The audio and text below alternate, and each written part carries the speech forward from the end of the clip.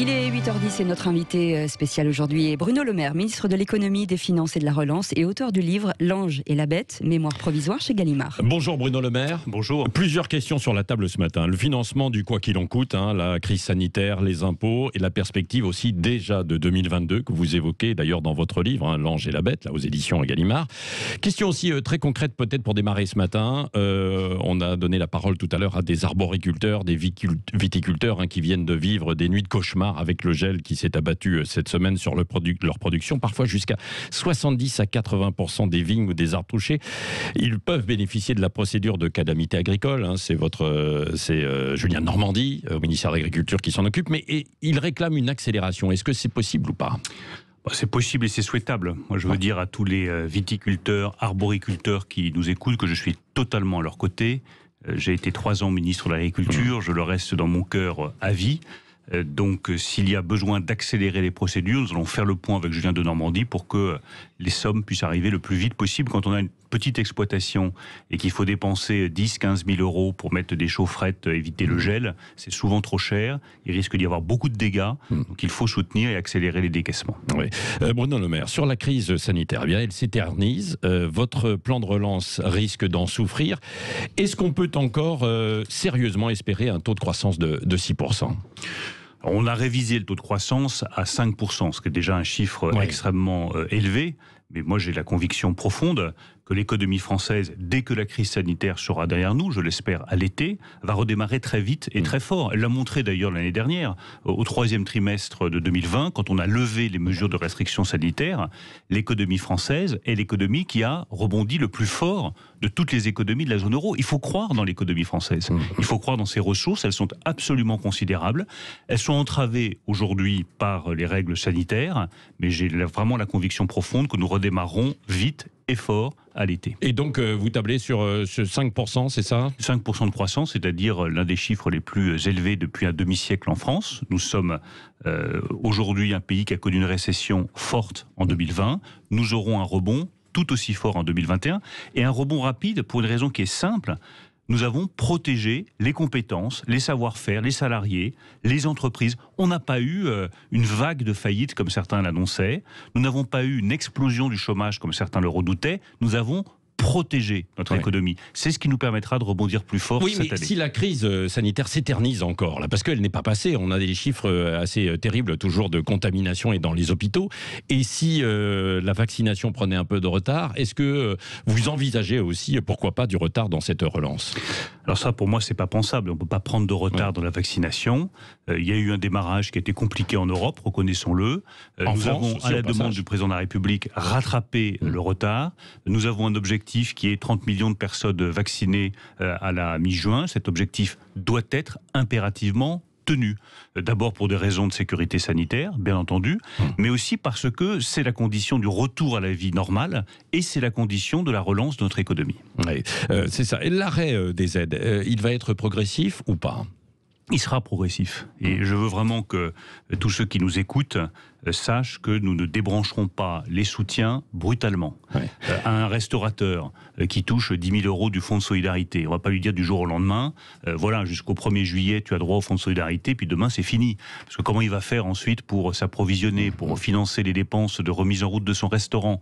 Il aura besoin d'un soutien qui reste dans une durée qui doit être décidée. On n'a pas encore regardé exactement ce que cela pourrait donner, mais on peut envisager par exemple une décrue sur 3 mois du fonds de solidarité pour ceux qui le touchent aujourd'hui. Vous touchez 10 000 euros, 8 000, 6 000, 4 000. Oui, et certains secteurs qui pourraient toucher des aides toute l'année 2021, c'est ce que certains élus réclament déjà. Il y a des secteurs qui sont très touchés et qui continueront à avoir besoin du soutien de la puissance publique. Je pense au secteur de l'industrie aéronautique, par exemple. L'aéronautique ne va pas redémarrer du jour au lendemain. On ne va pas tous se précipiter dans les avions.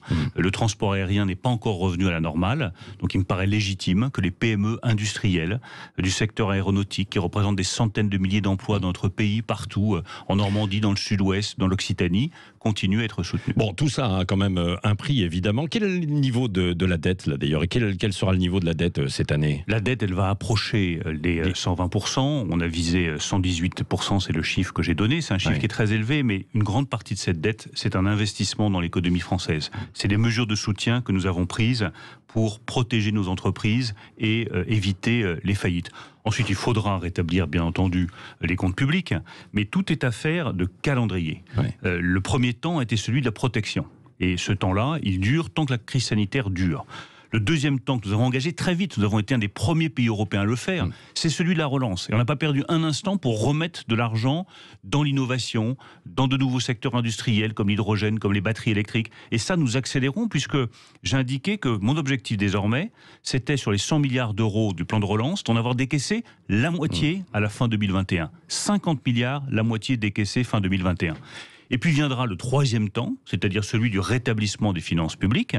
Nous allons préciser notre stratégie dans les jours qui viennent, mais ne faisons pas l'erreur de 2009. Vous savez, en 2009, on a dit qu'il faut rétablir tout de suite les comptes publics. Ah ben non, mais il faut c'est ce que vous avez revenir déjà à l'équilibre. Vous dites il faut, le faire repasser sous la moment. barre des 5% d'ici 5 ans, c'est ça? Il faut le faire au bon moment pour ne pas tuer le retour de la croissance. Et le bon moment, c'est quand la crise sanitaire est derrière nous, c'est quand la France aura retrouvé son niveau de développement économique de 2019, c'est-à-dire dans le courant de l'année 2022. Les 3% de déficit public, je souhaite que nous les retrouvions en 2027. Ça, c'est un objectif, mais vous n'êtes pas inflexible. Cette barre des 3%, à un moment donné, c'était... je pense qu'il est bon de tenir les objectifs qu'on s'est fixés. Et pour moi, la bonne stratégie, c'est protection d'abord, relance que nous avons engagée en accélérant cette relance pour que tous les Français puissent le voir dans leur territoire, des usines qui ouvrent, des entreprises qui tournent, des emplois nouveaux qui sont créés, et puis le rétablissement des finances publiques en se disant, à partir de 2027, c'est-à-dire d'ici un peu plus de 5 ans, nous repasserons sous la barre des 3% de déficit public qui nous permettent de réduire notre endettement. Oui, et vous persistez, vous signez, pas de hausse d'impôts pour financer justement la dette? C'est un point absolument clé de la stratégie que nous avons définie avec le président de la République.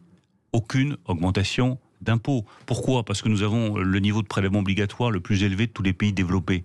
Donc ce serait totalement absurde de demander à nouveau un effort financier d'impôts et de taxes aux Français. Je pense que ça affaiblirait le retour de la croissance. Je pense que ça ruinerait la confiance des Français dans leur économie. Cette solution de facilité, ça fait 30 ans qu'on l'emploie. Il y a un problème de finances publiques, eh ben on augmente les impôts. Il y a un problème de finances publiques, eh ben on augmente les taxes. Mais moi je dis assez à cette solution de facilité.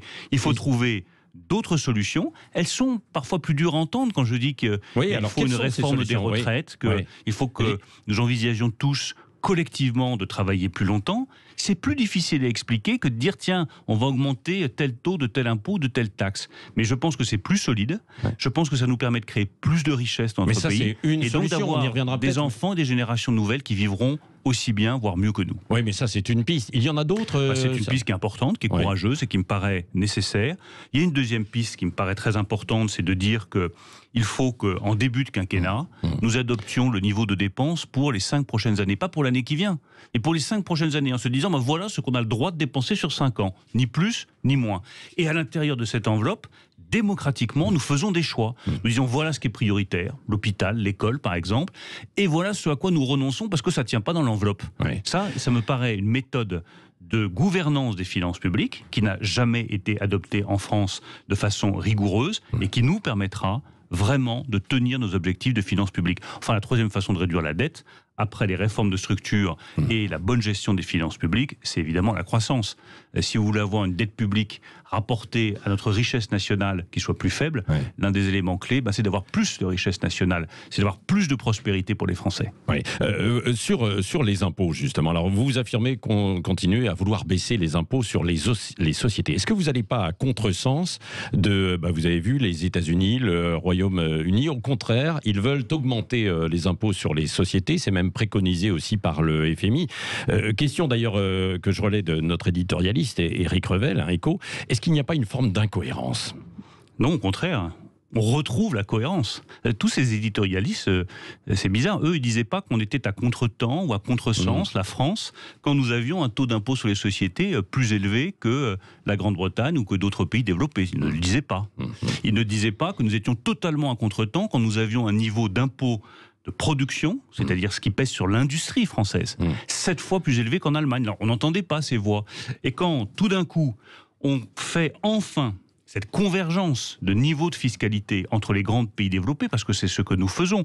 Ceux qui avaient des taux d'impôt très bas les remontent, et ceux qui avaient des taux d'impôt très élevés, comme la France, les baissent pour revenir dans la moyenne des pays développés. Là, on n'entend pas ce mot très simple, qui est pourtant ce que nous faisons collectivement, de la convergence fiscale entre les pays développés. Prenez juste un exemple, celui de la Grande-Bretagne. Elle a décidé de relever son taux d'impôt sur les sociétés. Il était à 19. Oui. Le nôtre était à 33. Oui. Donc il me paraît légitime que nous baissions le nôtre à 25 et que les Britanniques relèvent le leur. Oui, ça c'est la convergence, c'est ce que vous dites.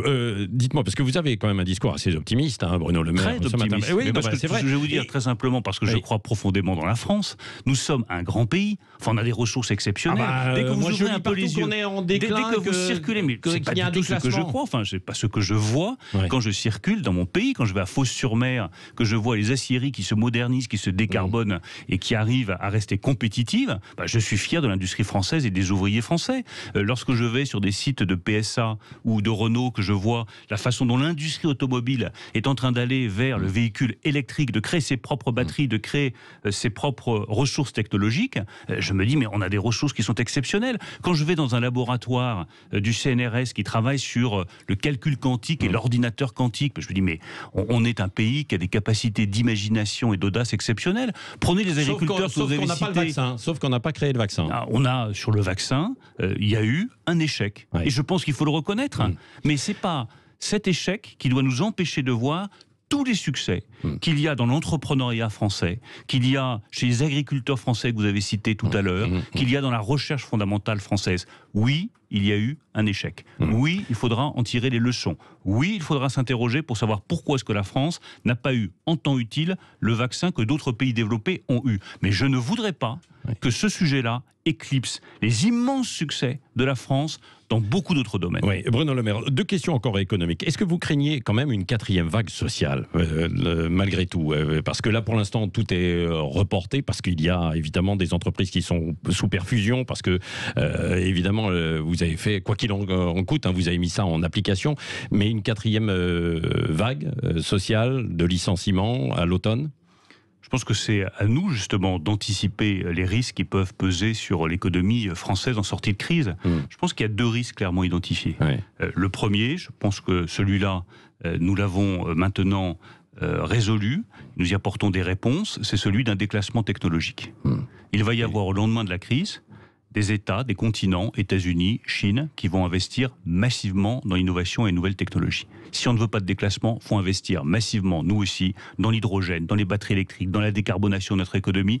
C'est ce que nous faisons et je pense que nous avons sur ces sujets-là maintenant un temps d'avance, un horizon et une stratégie. Il y a un deuxième risque, c'est qu'il y ait toute une partie de l'économie française qui n'arrive pas à tenir le choc. Les entreprises qui d'ici 2 ans, 3 ans pourraient relever la tête, mais les 2 ans ou 3 ans qui viennent vont être extraordinairement difficiles parce qu'elles n'ont plus de trésorerie, elles n'ont pas assez de fonds propres. Donc on a commencé à apporter des réponses en allongeant les durées de prêts garantis par l'État, en leur permettant de rembourser plus tard. On a apporté des réponses avec les prêts participatifs, 20 milliards d'euros de fonds propres qui vont être apportés aux entreprises. Je pense qu'il faut muscler encore nos réponses aux entreprises qui risqueraient de faire faillite. Et je le ferai dans les prochaines semaines en proposant de muscler nos dispositifs pour répondre aux entreprises qui ont 2 ou 3 années encore très difficiles devant elles et qui ont encore besoin de notre soutien. Oui, sur la réforme des retraites, vous y tenez, donc elle doit de nouveau être maintenue, alors que dans votre livre, vous dites le gros problème en France, c'est les 55 ans, même 64 ans, qui ont un taux d'activité extrêmement faible, l'un des plus faibles en Europe. Donc à quoi ça sert d'allonger ce que je trouve profondément injuste et en plus totalement inefficace d'avoir des personnes qui ont de l'expérience, qui ont du talent, qui peuvent conseiller des jeunes qui rentrent en apprentissage dans une entreprise, dans une usine, de ne pas faire leur place à ces personnes qui ont plus de 55 ans. C'est peut-être parce que j'en approche moi-même, mais en tout cas, je trouve que c'est un gigantesque gâchis social de ne pas faire leur place à ces personnes-là. Repousser l'âge de départ à la retraite, nous inciter tous à travailler plus longtemps. Ça aura comme première vertu de permettre à la France de créer plus de richesses et donc à nos enfants de vivre mieux. Ah oui, mais déjà, ça aura ces gens comme de 55 ans, ils n'ont pas d'emploi. Ça aura comme deuxième vertu de garantir la sécurité de notre système de retraite par répartition auquel je suis très attaché. Et puis, ça aura comme troisième vertu que les personnes de plus de 55 ans ne leur dira pas « Attendez, d'ici quelques années, la retraite arrive, vous pouvez partir tout de suite ». On leur dira « Vous voyez, on a étendu l'horizon du travail et donc vous êtes bienvenus pour rester à vos fonctions ». Oui, Bruno Le Maire, la suppression de l'ENA et son remplacement par un institut de service public. Vous aviez été le premier en 2015-2016, lors de la campagne des présidentielles, à proposer ça. Est-ce que, là, beaucoup critiquent cette mesure qui a été prise un peu par surprise cette semaine par le président de la République, en disant c'est une mesure pour effacer les errements et les erreurs de l'administration. Non, je pense que c'est une décision importante. Je soutiens totalement la décision du président de la République de supprimer l'ENA. Je l'avais effectivement proposé il y a 5 ans. Je crois que c'est une décision symbolique, une décision forte, et que c'est un point de départ. D'abord, le message il est très clair. Un diplôme, c'est pas une rente. Voilà le message que nous envoyons. C'est pas parce qu'on a eu un bon diplôme à 20 ans qu'on peut tout au long de sa vie considérer qu'on va vivre de ce diplôme. C'est très bien d'avoir eu un diplôme, on s'est battu, on a travaillé, les diplômes que j'ai eus, j'ai travaillé pour les avoir, mais ça vaut pas rente. Ce qui vous fait réussir dans la vie, c'est ce que vous avez réussi à faire, c'est votre engagement, c'est vos échecs, vos capacités à vous relever de vos échecs, c'est ça qui fait le succès, c'est pas uniquement le diplôme. Deuxième chose, pour moi, c'est un point de départ d'une transformation beaucoup plus en profondeur de l'État français et de sa relation avec la nation. Il y a 3 questions qui vont se poser, qu'il faudra résoudre dans les années à venir, qui, à mon avis, doivent faire partie du débat de la campagne présidentielle. Le premier, c'est quelle mission pour l'État ? Qu'est-ce qu'il fait ? Et puis, qu'est-ce qu'il fait plus ? Parce qu'on s'aperçoit que là, franchement, c'est pas son truc et il est pas bon. Ça, c'est la première question, les missions de l'État. La deuxième, c'est l'organisation. C'est les leçons qu'il faudra tirer de la crise sanitaire actuelle. Qu'est-ce qu'on confie à l'État ? Qu'est-ce qu'on confie désormais aux collectivités locales ? Qu'est-ce qu'on décentralise ? Je suis ministre de l'économie et des finances. Je considère qu'on peut décentraliser plus sur le volet économique, en donnant plus de responsabilités aux régions. Je considère en revanche que sur les finances, il faut rester un État central fort, parce que nous avons montré, notamment avec le Fonds de solidarité, qu'avoir un État central financier fort, ça permet d'avoir un Fonds de solidarité qui est efficace. C'est pas un symbole, c'est un point de départ d'une réforme de l'ensemble de l'administration. C'est un point de départ d'une transformation en profondeur des rapports entre l'État et la nation, les missions, l'organisation, qu'est-ce qui est fait par l'État central, qu'est-ce qui est fait par les collectivités locales. Et puis la troisième chose, qu'il faut penser aux hauts fonctionnaires qui s'engagent, qui croient dans le service public, comme j'y crois moi-même, le déroulé des carrières. Comment est-ce qu'on garantit un bon déroulé des carrières aux fonctionnaires qui continuent, comme moi, à croire à l'engagement public ? Bon, alors dans votre livre, vous évoquez la présidentielle de 2022. Il faut revoir l'art de gouverner et avoir une équipe resserrée, hein, c'est ce que vous dites. Vous voyez justement aux côtés d'Emmanuel Macron, Premier ministre, c'est ça ? Je me vois aux côtés d'Emmanuel Macron à la place que lui décidera. Vous savez, la vie, il faut l'avoir de façon ouverte. Je ne suis pas très fan des plans de carrière. En revanche, je suis très fan des engagements politiques clairs. Je me suis engagé pour le président de la République en 2017. Pour le dépassement du clivage gauche-droite, pour la transformation en profondeur de notre pays. Vous avez refusé, ou en tout cas il a été question de Matignon, vous n'y êtes pas allé. Je continue de considérer qu'il est aujourd'hui le mieux placé pour poursuivre cette transformation en profondeur du pays. Donc je me suis engagé pour lui, je continue à m'engager pour lui, et je souhaite sa réélection en 2022. Et j'apporterai, comme je viens de le faire sur l'État par exemple, toutes les idées et les convictions auxquelles je suis profondément attaché. L'ADN d'Emmanuel Macron et de la majorité à laquelle j'appartiens, c'est la transformation en profondeur du pays pour lui permettre de réussir. On ne doit pas perdre cet ADN. Bon, est-ce que vous avez envoyé votre livre à Édouard Philippe ? Bien sûr. Il vous a envoyé le sien ?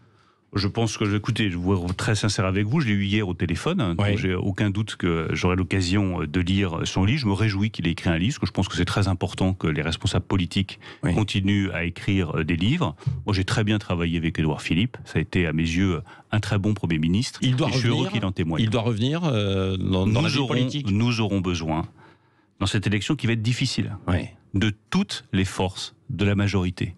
Et dans ces forces, il est évident qu'un ancien Premier ministre représente un poids tout à fait particulier. Oui, mais il est un peu ambigu quand même dans ses premières réponses là pour l'instant, non ? Mais il ne serait pas candidat à la présidentielle ? Laisser à chacun son rythme et son temps. Nous sommes dans des situations qui sont différentes. Moi, je suis membre d'un gouvernement très heureux et très soucieux de réussir dans les fonctions qui sont les miennes.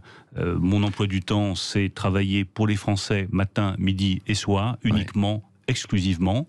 Édouard Philippe est dans une situation qui est il doit compter, différente. En tout cas, c'est ce que vous dites. Bien sûr. Enfin, chacun connaît son talent, chacun connaît ses capacités, chacun connaît son expérience. Il est évident qu'il doit compter et qu'il comptera. Oui. Bruno Le Maire, il y a toute cette polémique là autour des dîners clandestins. On a parlé d'un serveur qui a même évoqué un ministre aux cheveux gris. Quand je vous regarde, je vois que vous avez un peu les cheveux gris. Pardon, vous avez 50 ou 52 ans. Pas très nombreux d'ailleurs. Voilà, c'est ça. Donc ça resserre, ça resserre un peu le soupçon. Hein. Ce n'était pas vous.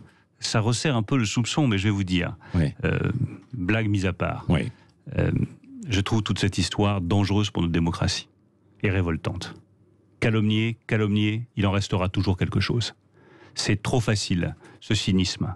C'est trop facile de jeter des noms en pâture. C'est trop facile de jeter des fonctions ministérielles, gouvernementales, parlementaires, en pâture au grand public. C'est trop facile de jouer sur les jalousies.